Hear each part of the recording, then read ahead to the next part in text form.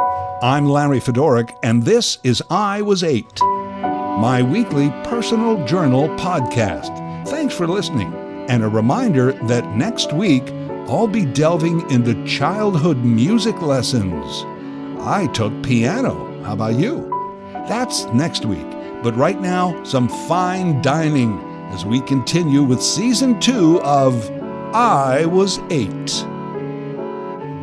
Chapter 7, A Can of Beans. I consider myself a pretty good shopper, especially groceries, and I owe it all to my dad.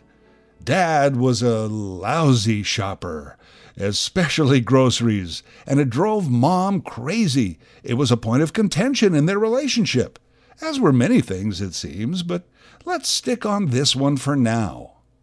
I wonder, is this some sort of therapeutic breakthrough for me? Should I be in a group somewhere, standing up, saying, "Hello, my name is Larry, and my dad was a lousy grocery shopper"? Hello, Larry. Hi, Larry. I reconciled this by explaining that Dad didn't grow up with grocery shopping. He grew up on a farm. No one shopped. Meat came from an animal you slaughtered near the barn. Vegetables from a dirt patch out back. It was called a garden. Water from the well, milk from a cow, and so on and so forth. If anything, shopping consisted of trying to discern which pig was the fattest and about to become pork chops and bacon, or which chicken's head was about to come off. There's your shopping. My dad was largely unfamiliar with packaged goods. Of course, my mom had a similar upbringing, but somehow she developed a skill for reading labels and differentiating between items in a grocery store. Not Dad.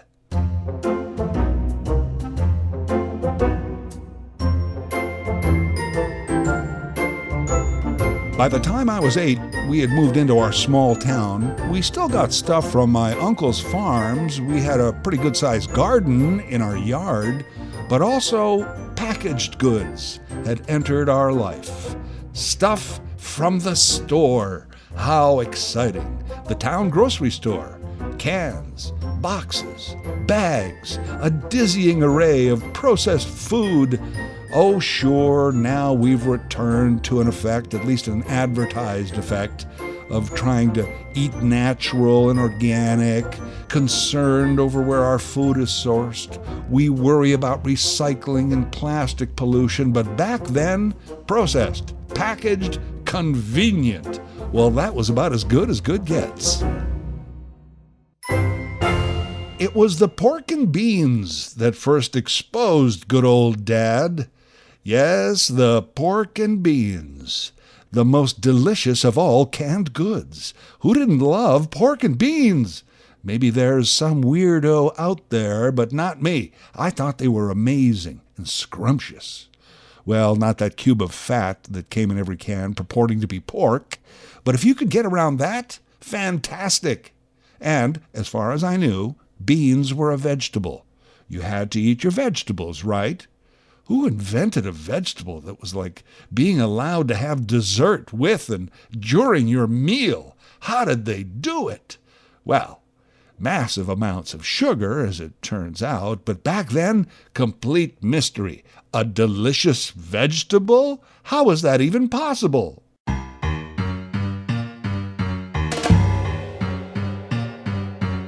Pork and beans were also educational. Pork and beans taught me one of my very first jokes. Actually, Dad taught me the joke, but because of the pork and beans. You know it. Beans, beans, the musical fruit. The more you eat, the more you toot. Thank you, ladies and gentlemen. Good night. Drive safely. Yeah, that was one of the first jokes I learned. It was a fart joke. Terrific. I remember questioning Dad about this particular witticism, these kind of cross-examinations that he enjoyed so much. So, Dad, I get it, the tooting. But aren't beans a vegetable, not a fruit? Farting doesn't rhyme with vegetable. Okay, I think I see where you're going with this. I went up to my room and I began writing. Beans, beans, so delicious. The more you eat, the more you are gaseous. No. Beans, beans, the musical vegetable. The more you eat, the more you are fartable. Yeah, I did a few rewrites, workshopped it, tried it out on the road for a couple of weeks. Opened with it at the schoolyard. It bombed. So basically I went back to the original. Sometimes in a joke or a story there has to be a suspension of belief. Beans are a fruit, but only in the joke. At mealtime, they count as a vegetable.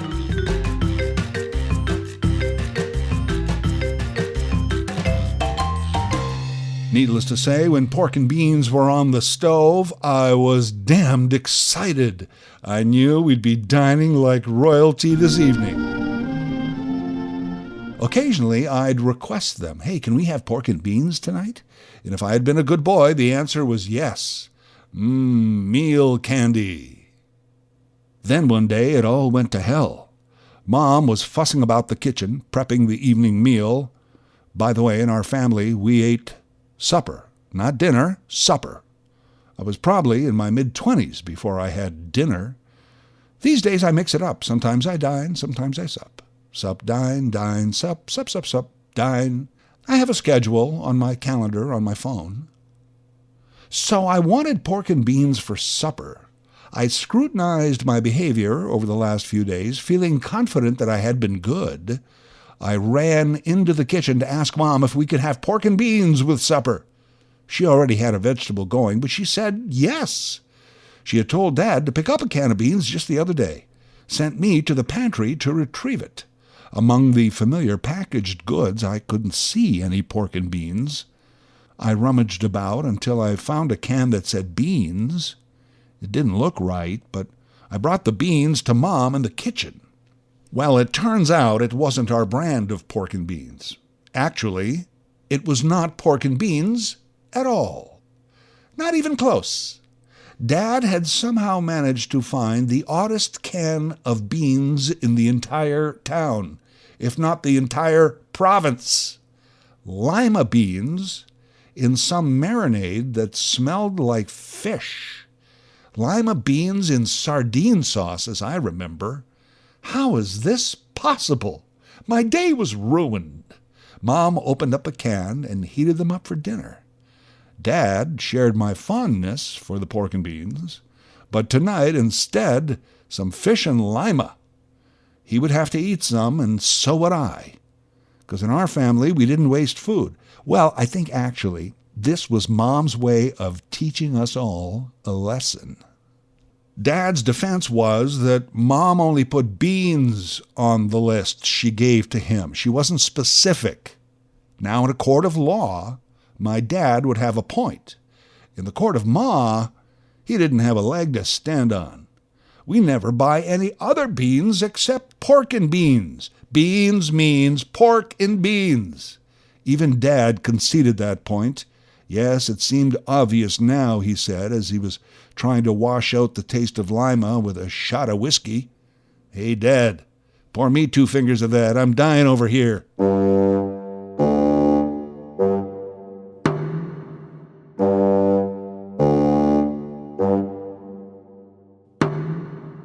When Dad bought groceries, what might come home was a mystery, a total gamble, complete crapshoot.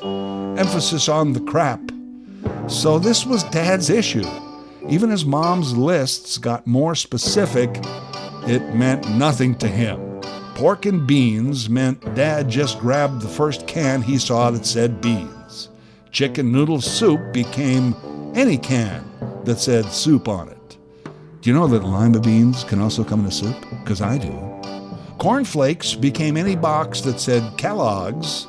He peaked when he was asked to bring home a pound of coffee and showed up with a box of coffee-flavored chocolates. Hey, it clearly said coffee on the front. You know, nothing starts your day like bacon, eggs, and a steaming hot cup of chocolates. Sometimes these errors worked in my favor, like when the cornflakes showed up as sugar frosted flakes, or even better, sugar pops.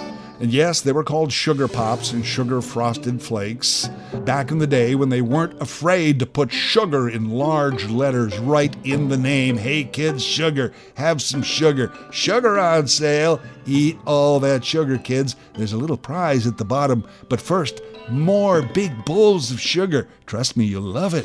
The world's original opiate. Occasionally, milk was chocolate milk, because it didn't occur to Dad that the carton was dark brown for some reason. You know, there were good times, but mostly just seemed like we suffered through a lima bean period in our family because of Dad's lousy grocery shopping. The other odd thing is that it never occurred to anyone to return some of these products in exchange for a refund, or perhaps the proper item. I'm not sure. Maybe it just wasn't done back then. I actually think the forced consumption was just Mom's way. Once it entered our house, it was ours to deal with, and you didn't waste food. More delicious lima bean juice beverage, anyone? Me, said me never. Dad could read. Dad knew the difference. It just wasn't in his makeup to notice these kinds of details while doing grocery shopping. His mind was probably elsewhere. He wasn't good at grocery shopping, didn't want to become good at grocery shopping. And why should he? It was women's work.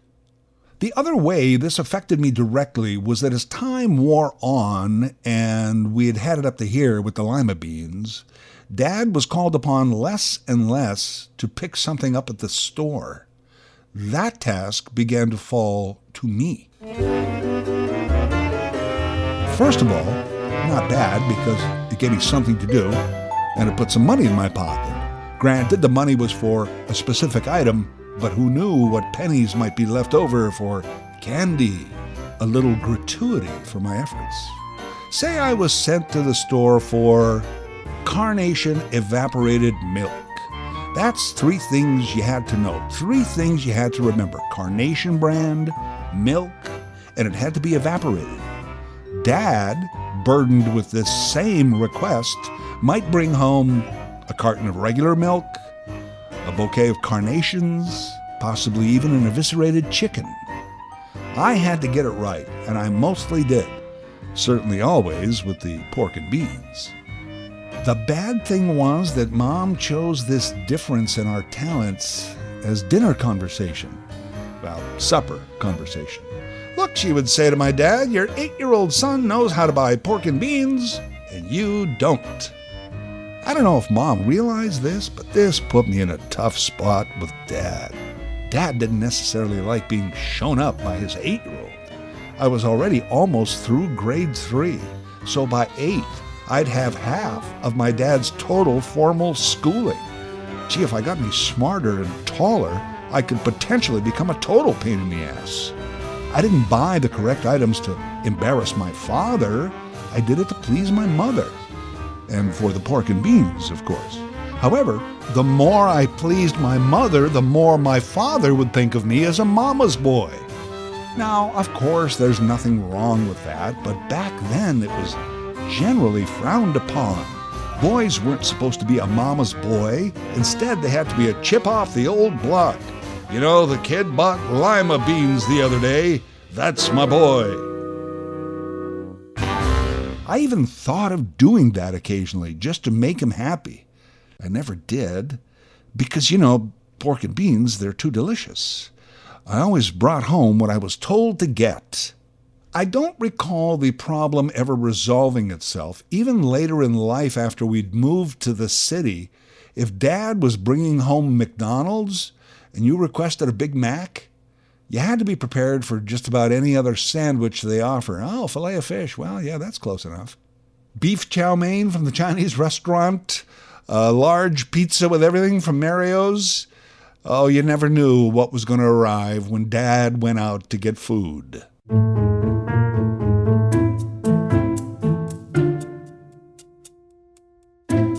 I look back now, and I think I should have bought the limas once in a while. It would have been the nice thing to do, but I was 8. I've become this really good shopper, especially groceries. But even I make mistakes. The other day I was in a big hurry and I wanted these tangy dill pickles, and instead I had picked up a jar of the hot and spicy. After I realized my mistake, I thought of returning them, but then I opened the jar, I took one out, and I suffered through the disgusting gherkin. Then I raised the jar in the air by way of a toast, and I said, "This one's for you, Dad."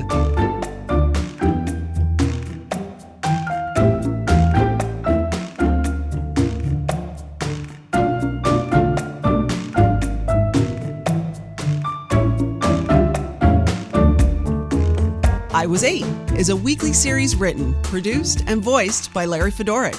A new episode every Thursday. Share your stories with Larry, or if you like, share Larry's stories with a friend. This podcast is available on Apple Podcasts, Spotify, Google Podcasts, or wherever you get your podcasts. Larry Fedoruk, that's Fedoruk, can be reached at larryfedoruk37@gmail.com.